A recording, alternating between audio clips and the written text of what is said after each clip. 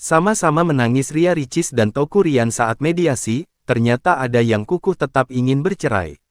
YouTuber Ria Ricis dan suaminya, Teuku Ryan, menangis saat menjalani mediasi di Pengadilan Agama Jakarta Selatan, Senin, tanggal 19 Februari tahun 2024.